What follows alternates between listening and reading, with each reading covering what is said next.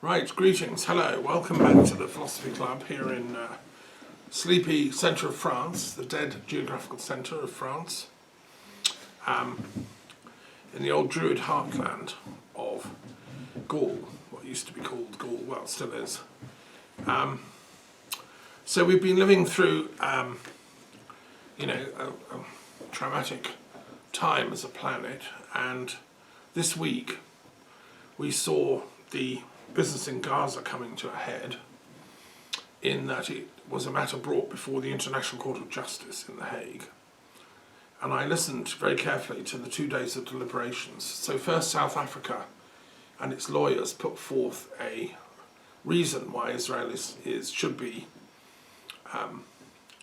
disciplined, and why the case should be brought before the International Court of Justice. Before the court goes on to hear the substantial evidence which will be brought forward at the next stage of proceedings, the South Africans have to prove that there is there's enough evidence to bring the case. And they presented a day of arguments saying, yes, we will prove it. And then that was on the 11th of January. And then the next day, on the 12th, Israel put forward why it's not worthy to be brought before the consideration of the court. They brought forward counter-arguments and other evidence with their lawyers. I listened to both, very interesting arguments made by both sides. I noted that South Africa specifically said, we're not going to be presenting lots of video evidence of atrocities by Israel. They're available, and they didn't want to turn it into a kind of horror show. I noted that Israel did put forward video evidence why it shouldn't be considered, and they put forward some video evidence of Hamas's attacks. So, it's now up to the lawyers on the team of the International Court of Justice to weigh the evidence on both sides as to whether it should go before the court. My job as a philosopher is not to kind of give necessarily my views on this, but to say that I think as intellectuals and philosophers, peace people, we should be watching and following this case carefully, and it's available to watch in public. The proceedings are in English, so anyone who can access these talks can listen into that. I can put the links at the bottom of this below. And I think it's, as world citizens, we should all be mindful of this. The evidence South Africa presented was it's undoubtedly the case there have been mass deaths. Although one of the things Israel said is you can't believe these figures, they come from Hamas.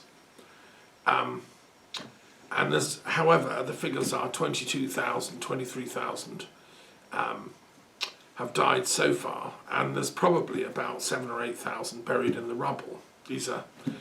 Now, the vast majority of those are women and children. Some combatant actual Hamas fighters have been killed, but probably only in the hundreds. So we're talking about over 20,000 deaths of Palestinians. Now, one of the things that I think philosophically should be sorted out is what Israel means by Hamas. When they say they're going in to punish the Hamas people, what do they mean by that? Do they mean they're going to punish and attack Hamas fighters, trained, fighting force? Well, those are the fighting wing of Hamas. Or are they going to punish and try and kill every single person in Gaza who's ever been a member of Hamas? That's a much larger figure.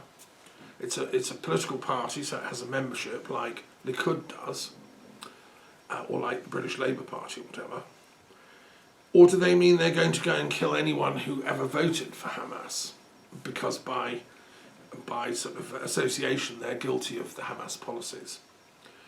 There's obscurity and not precise language being used by Israeli military and political leaders. They talk about, they're going to punish Hamas, but they never define what they actually mean. And that, I think, is something that the International Court of Justice has to take account of, because it is absolutely certainly the case that the 22,000, 23,000 plus, maybe 24,000, and that figure is going up every day, are not just either members of Hamas or people that voted for Hamas, or certainly not Hamas fighters. They're just Gazan citizens. So there needs to be, that's one of the things that the judges have to sort out. What is a proportional response by Israel? Because some of the language that South Africa reported on, and which we've all heard from Israel, is that they're not only going to punish all Hamas people, whatever they mean by that, but that anyone in Gaza, any Palestinian, is guilty by association because they haven't risen up to overthrow Hamas in the last 16 years. Well, so therefore there's enough evidence that they think that this gives them the right to bomb and kill actually all Gazans by association, because they've let Hamas, do what they do. So that's, all that needs to be looked at. South Africa presented all this in writing in documents which will be before the court. I haven't got access to that. But I imagine they would have, presented evidence that these are the stated war objectives of the Israeli Defence Force, which is contrary to international law. So, for instance, when America and Britain invaded Germany at the end of World War II, yes, we punished by trials in Nuremberg the top Nazi leaders who planned the Holocaust and so on. We imprisoned some of the sort of medium-ranked Nazis who'd colluded and been involved in it, but we certainly didn't take it as a mandate to go and kill every single Nazi party member who'd ever, and there were quite a few of them. Just the ones responsible for the actual formation of policies, and we certainly wouldn't have had a leg to stand on had we gone and killed every single German who'd ever voted for the Nazis, of which there were millions. So there's distinctions in law here, and that Israel has never laid this out either to the Israeli public or to world opinion or to the International Court. Just a couple of days ago, they didn't actually specify what their war aims are. And it certainly gives rise to the response by not just South Africa but people all over the world that actually what they're doing is some kind of a genocide, because they've made the response so huge and the killing so large that it looks like a genocide to all rational, objective assessors of the situation. The other thing that South Africa called for is that evidence should not be wiped out of,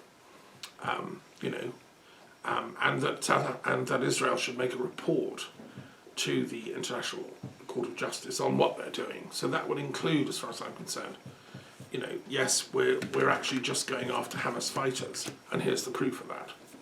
Well, how come 20,000 innocent civilians have been killed? There's a lot still to answer, and I think that this should come out at the second stage, which is, I think personally speaking, there is enough evidence. We've all seen it on our TV screens and from friends and so on in the region that there is a mass slaughter that's been going on since the uncalled for and horrendous attack by Hamas on October the 7th. So I think it should go to the next stage, which is the actual hearings, when the actual evidence is then brought before the court. What Israel is trying to do is just get that stage blocked out so it never comes before the court. I don't think they presented enough, this is just my personal opinion, I don't think they've managed to, they were saying, no, we're not deliberately targeting civilians. What we're doing is we're giving warning of when we're going to bomb, and then we're telling them to go to another part of Gaza. And they showed their map where they divided Gaza into dozens and dozens of separate enclaves. And they claim that they're sending information by text, by telephone calls saying, we're about to bomb you, get out of there. I don't think that's sufficient justification. Also, that was done very late in the game. It didn't happen for the first few weeks of massive bombardment, and it seems to have only happened very late after international pressure mounted against Israel. What they're now saying is, oh no, we have a special unit in the Israeli Defense Force that is monitoring this. We're giving warnings to civilians and so on. Yeah, it's too little, too late, I think, and it's there's enough evidence of what the South Africans call an intent to commit genocide in those first few weeks of mass killings. And the other claim that's made by the Israelis is, but everything we've targeted was because there were Hamas fighters hiding there or hiding underground, and we can't get there, so we had to bomb from above. That's not actually a defence in law. You're not allowed to bomb. If you know there are innocent civilians there, you can't just bomb because there's something underneath. It's actually not in, it is a war crime. Also, for instance, like the Catholic Church in Gaza has been repeatedly under fire. Mosques with no evidence of any kind of Hamas presence there. Now, so, I think these things all have got to come out in the second stage. And for justice to prevail, the truth has to come out. I chair and set up the Truth and Reconciliation Commission for the Middle East. I've been to Israel and Palestine. I have friends on both sides. I only want the truth to prevail. Obviously, law courts are not necessarily the best place to get to the truth. But because lawyers can be paid a lot of money, as we've seen in the Trump cases, they can lie, they can manipulate data and present it so that it looks one thing when it's actually the total opposite. I mean, what Israel presented in the court in the last couple of days they made out that they're completely innocent of any kind of genocidal acts, and that it's Hamas that is the real party that should be on trial. They're the ones who committed a genocidal attack on October the 7th, and whose stated aims are the eradication of Israel. So Hamas, according to them, is a genocidal force. And, there is some argument. The thing is that Hamas cannot be brought to the International Court of Justice. They're a terrorist group or a political party that has an armed wing, which is alleged by some people to be a terrorist group, which in their own eyes is a defence force. And this has been affirmed by other countries like Turkey. They say, no, Hamas is a legitimate political movement that seeks the independence of Palestine from Israeli control. Also, to make it all the more complicated, Israel is an occupying power in Gaza. And as an occupying power, it has certain duties under international law. You have to care for the rights of the people that you occupy. And certainly you cannot mass bomb them, even if a faction of them does attack you, as happened on October the 7th. So anyway, these are all matters that will go before the court, and they'll weigh this up. The other thing I would say, the other sort of elephant in the room, and this is brought out in a piece in the Washington Post, I think I read recently, by an American, very senior policy aide who worked with various presidents. There are top people in the American political elite who are now saying this. It is a known fact that Netanyahu, who is responsible for the Israeli policy at the end of the day, helped bring Hamas into power in Gaza.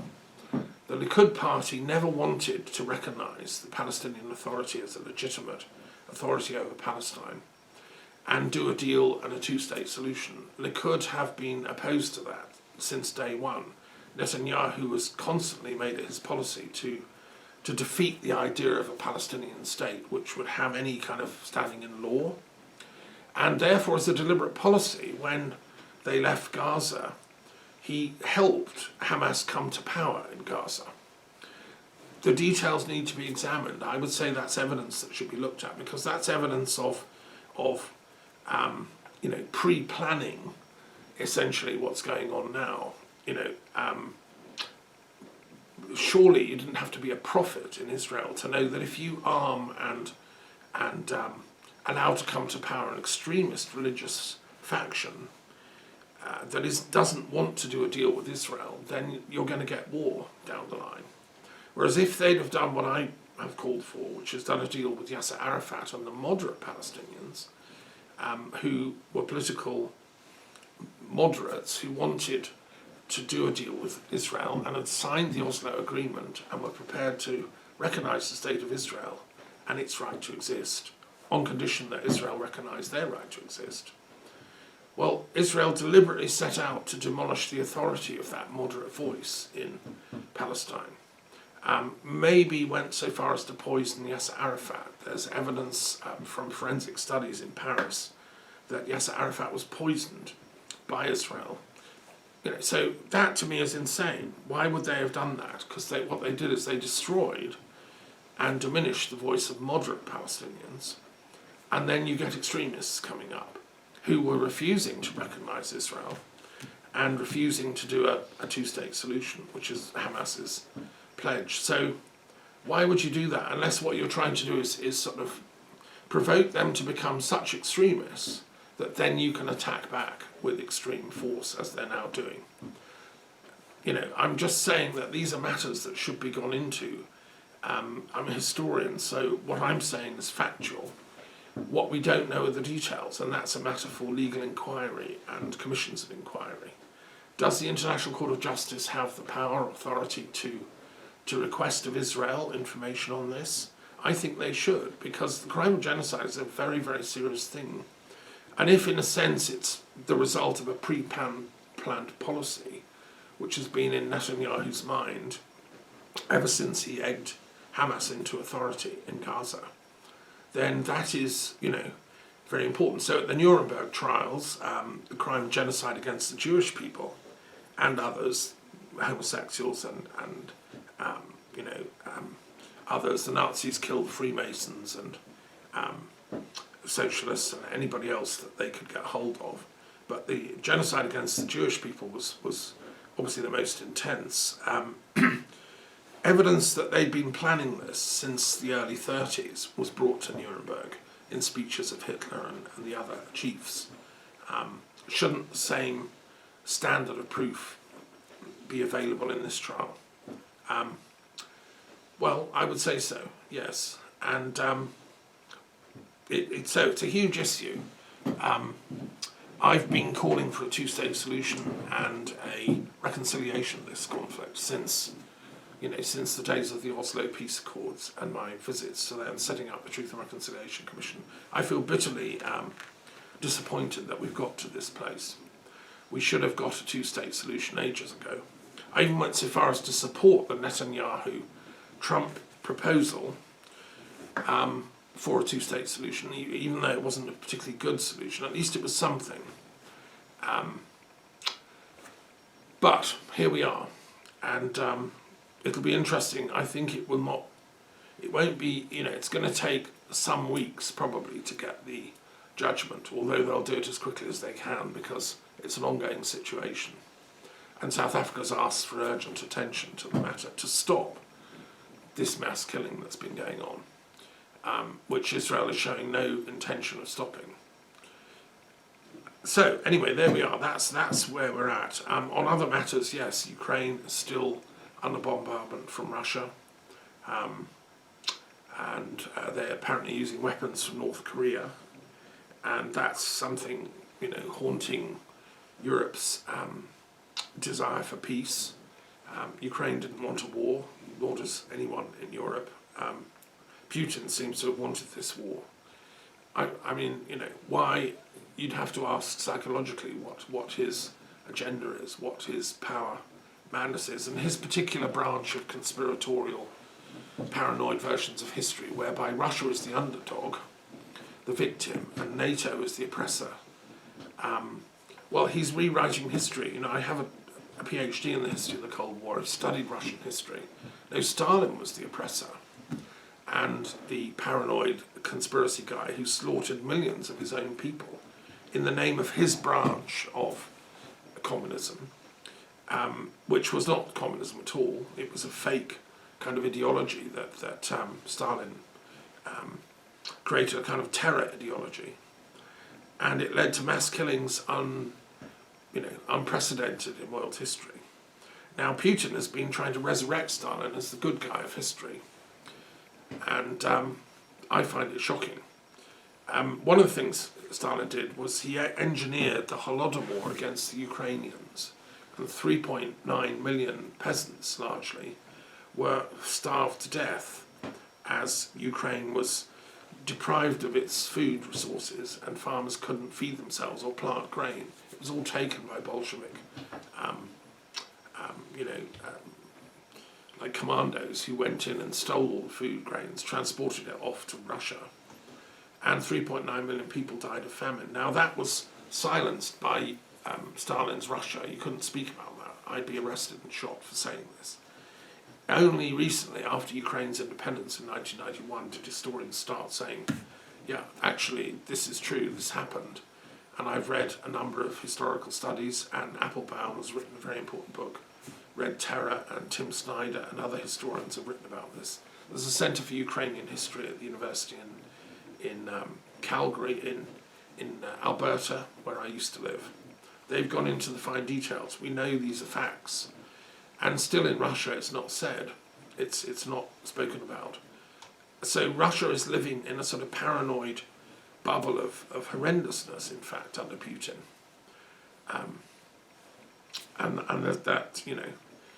And so he's made alliances with the most dictatorial people on the planet, like North Korea. NATO came into existence to oppose Stalin and to protect Europe from Stalinism, and it looks like it's still needed. Canada was one of its founding members. As a Canadian, it's a sad fact, we still need it. And mostly what we need is education. I've been to Moscow, I've spoken to Russian philosophers, I admire greatly their intellectual achievements. We did readings today from Tolstoy. The Russian soul is deep and wise. Today is the saint's day of Saint Sava of Serbia. The Slavic soul is profound and not warlike. We shouldn't be doing this to each other. These are different parts of Europe entering into just madness. So, as a teacher, I think that the solution is philosophy. How can we bring wisdom to bear on these tragedies? How can we elevate the human mind up to its higher potential so that instead of engineering and planning mass genocides against other nations or peoples, we should be planning festivals of joy, joyism as I call it, the opposite of terrorism. I'd like to send poets into Gaza, and if I was an Israeli, I'd be campaigning for poetry festivals between Israeli poets and Palestinian poets. I've taken part in poetry festivals. I run a network of Poets for Peace.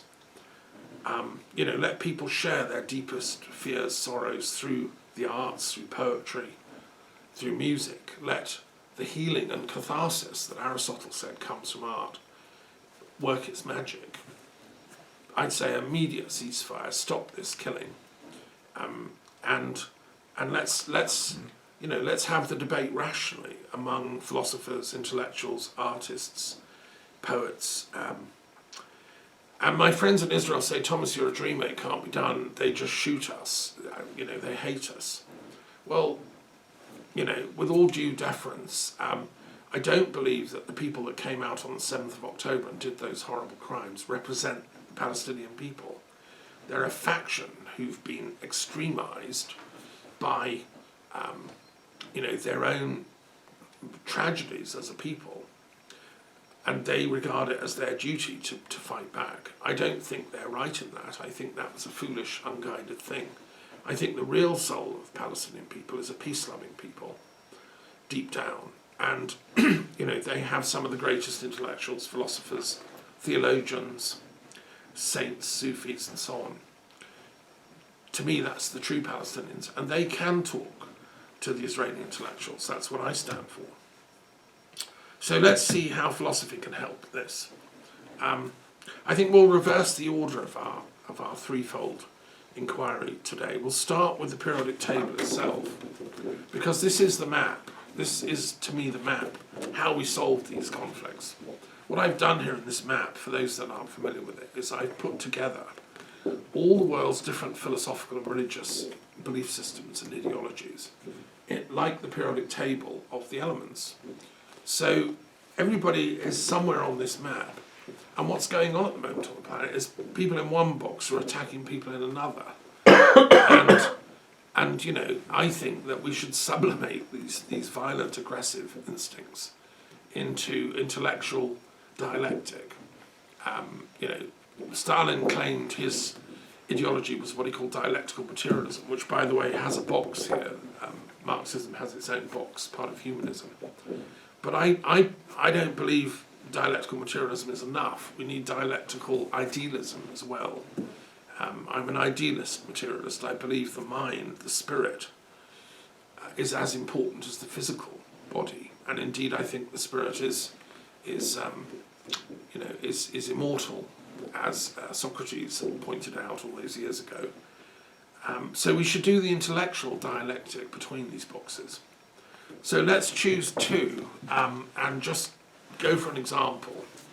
But something slightly different. I think I'd ask you to choose one instead of just doing the random thing. Yes. Have a scan and choose one that you'd like to know more about, and we'll then compare and contrast and see, you know, what's what. Islam, Wahhabism. You're going to choose that one. Okay, number 86. Right. Okay. So which one are you going to have? I myself choose Taoism, the first one, number 36. This one here. Okay. Mm-hmm. Ah. Right, well, we'll start with the Taoism because that's older. We'll go in chronological order. So this is one of the great philosophical systems of the planet, Chinese, originating with Lao Tzu, but with much older antecedents in Chinese culture. The story of Lao Tzu is fascinating. He was he's known to have lived in the 5th century BC, 5th, 6th century, and he was an archive record keeper in one of the states of China. It was divided into separate states at the time, and he was living in the capital of one of these states as the archivist in charge of the records, because China was already a sophisticated culture with writing early on. And anyway, eventually he came of a certain age where he retired, and he wanted to go travelling into the Western mountains and seek for immortality, because the Chinese believe that in the Western mountains there's a kingdom of celestial immortals, and there's a place where we humans can then interact with the celestial immortals. And Lao Tzu was on his way home, effectively. He was from that kingdom and he was going home. But the gatekeeper, as he was leaving China at the gate, asked him to write his thoughts down and wouldn't let him leave, until he did it. So Lao Tzu stayed up all night and wrote down the Tao Te Ching, which is the scripture of the Taoist tradition. And it's a very enigmatic and profound scripture, and if you've not read it, please do. And its very opening line is that the way that can be told is not the eternal way. The way is, in Chinese, the Tao. So it starts with an apology, like, I'm writing this down, but it can't be the absolute truth, because the absolute truth has to be lived, has to be experienced, has to be enjoyed, has to be shared. So in that first line, Taoism, in effect, provides a self-guard against all literalist fanaticism and fundamentalism. What it says is that don't kill anyone because they have the wrong interpretation of these words. Don't threaten anyone because they don't understand them in the same way you do. Because the eternal truth cannot be summed up in mere writing. So it's one of the least dogmatic of all faiths, Taoism. It's inspired the Chinese mindset down the millennia. It inspired Confucius. So traditionally, Chinese philosophy is divided into there's the Taoists and there's the Confucianists. But actually Confucius wouldn't have agreed with that because he was essentially a Taoist. He just wanted to apply the Tao in the ethics of society and in family relationships and in the way the state runs and in politics. Whereas Lao Tzu was more mystical. He wanted to see how the Tao works on the mystical journey towards realizing the ultimate nature of humanity, which is the Tao. So Taoism is divided into two forms. There's 36 is philosophical Taoism, 37 is religious Taoism. This is a categorization that, I haven't invented. This is what religious studies scholars endorse. And religious Taoism is much more ceremonial. It has rituals at different times of day. It invokes the deities of Taoist religion. And it believes there's a pantheon of gods and goddesses, which it invokes with certain ceremonies at different times of the day and the times of the year. And it has temples, it used to have temples all over China. Now, most of the Taoist temples have been shut down. There's a few tourist type temples allowed. And there's quite a few in Taiwan, which is like China's big island offshore, which has got full religious freedom, unlike communist China, which is still, religion is controlled by the state. So a few token Taoists are allowed to do their little rituals, but it's very tokenistic. Whereas in Taiwan it's free, and also in the Chinese community abroad, in San Francisco and London and wherever, and Paris. So that's sort of religious Taoism. Philosophical Taoism is more an intellectual discipline for studying the texts. I have an encyclopedia upstairs of Taoism, edited by an Italian scholar. It's 2 volumes, Routledge. Absolutely amazing. It's in English. And he goes into every single text that exists in the Taoist canon. During the centuries, different Taoist sages have downloaded scriptures from the heavenly library, as they call it, and they've produced these revelatory verses, which they believe have come from divine revelation, from the Taoist gods, and then they promulgate a certain teaching around those texts, which are fascinating.